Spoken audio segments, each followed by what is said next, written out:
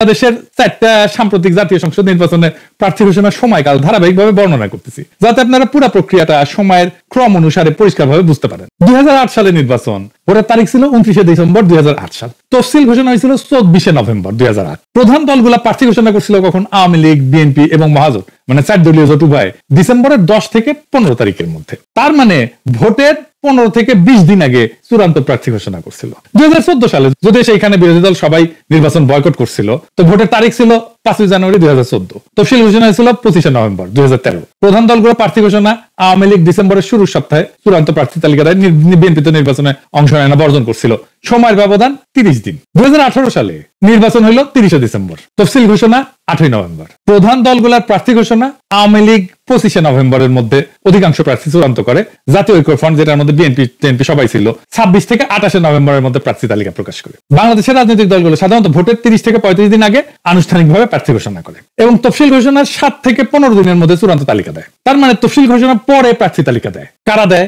বড় দলগুলো দেয়। কেন দেয়? আসেন, এই জায়গায় আছে রাজনৈতিক কৌশলের প্রশ্ন। বড় দলগুলা প্রার্থী তালিকা যত দেরিতে প্রকাশ করে, তত বেশি সময় তারা স্থানীয় জোট, আপোষ, নেগোসিয়েশন, সম্ভাব্য বিদ্রোহী প্রার্থীদের সামলানোর সুযোগ পায়। ছোট দল বা জোটের ক্ষেত্রে প্রার্থী ঘোষণা আগে ভাগে করা হয়। আমরা এটা হিসাব করে দেখাই দেব, যেন বেশি সময় ধরে প্রচারণা চালাইতে পারে। এবার আমরা একটু দেখি যে ছোট দল আসলে 2008 সালে আমরা তো দেখছি তফসিল ঘোষণা 24শে নভেম্বর 2008, ভোটের তারিখ 29শে ডিসেম্বর 2008। ছোট দলগুলা মানে জাতীয় পার্টি এরশাদ 28শে নভেম্বরের মধ্যে অধিকাংশ প্রার্থী ঘোষণা করে। ইসলামী দল এবং বামপন্থী জোট, যেটা জাতীয় সমাজতান্ত্রিক দল, ওয়ার্কার্স পার্টি ইত্যাদি, নভেম্বরের শেষ সপ্তাহে প্রার্থী প্রকাশ করে, অর্থাৎ ভোটের 30 দিন আগে থেকে প্রচারণা শুরু করে। 2014 সালের নির্বাচনে তফসিল ঘোষণা করে 25শে নভেম্বর, ভোটের তারিখ 5 জানুয়ারি। বিএনপি ছিল না, ডিসেম্বরের শুরু থেকে 1 থেকে 5 ডিসেম্বরের মধ্যে ছোট দলগুলো প্রার্থী ঘোষণা করে 30 থেকে 35 দিন সময় আগে। 2018 সালের নির্বাচনে তফসিল ঘোষণা 8ই নভেম্বর 2018, ভোটের তারিখ 30শে ডিসেম্বর 2018। ছোট দলগুলা যেমন ইসলামী আন্দোলন, বাংলাদেশ জেএসডি, বিকল্প ধারা, গণফোরাম, ঐক্য ফ্রন্ট, এগুলো নভেম্বরের 10 থেকে 20 তারিখের মধ্যে প্রার্থী তালিকা ঘোষণা করে।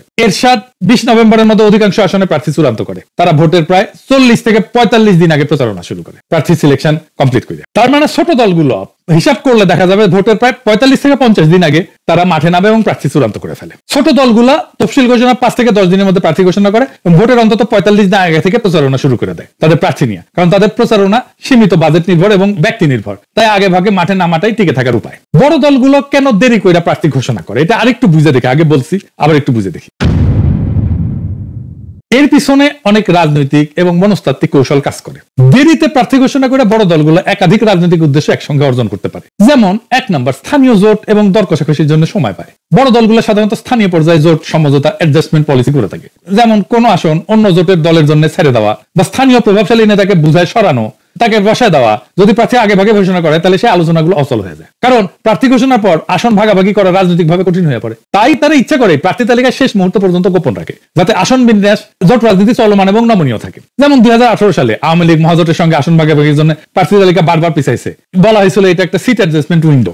2 নম্বর, সম্ভাব্য বিদ্রোহী প্রার্থীদের নিয়ন্ত্রণ। প্রত্যেকটা বড় দলের মধ্যে একাধিক মনোনয়ন প্রত্যাশী থাকে। যারা মনোনয়ন পায় না, তারা বিদ্রোহী প্রার্থী বা স্বতন্ত্র প্রার্থী হিসেবে দাঁড়ায় যায়। যদি নাম আগে ভাগে ঘোষণা করা হয়, তাহলে যারা বাদ পড়ছে তারা সময় পেয়ে যায় বিকল্প প্রতীক সংগ্রহ, প্রচারণা করা, দল বিরোধী ক্যাম্প গঠনের, তার ফান্ড কালেক্ট করার। তাই দলগুলা বিলম্ব করে যাতে বিদ্রোহীদের সময় কমে যায় এবং শেষ মুহূর্তে তারা যেন সংগঠিত হইতে না পারে। 3 নাম্বার, প্রতিদ্বন্দ্বী দলগুলো তার প্রার্থী নির্বাচনের কৌশলটা জানা এবং পাল্টা চাল দেওয়া। বড় দলগুলো অনেক সময় বিপক্ষ দলের প্রার্থী তালিকা আগে ভাগে পর্যবেক্ষণ করে তারপর নিজেদের তালিকা প্রকাশ করে। এতে তারা দেখতে পারে কারা মাঠে শক্তিশালী, কারা দুর্বল, কোন আসলে সেফ বেই। তারপর তারা নিজের মনোনয়ন সমন্বয় করে এমন প্রার্থী দেয় যারা সেই এলাকায় ব্যক্তিগতভাবে জনপ্রিয় বা আর্থিকভাবে শক্তিশালী। খুবই সিম্পল হিসাব।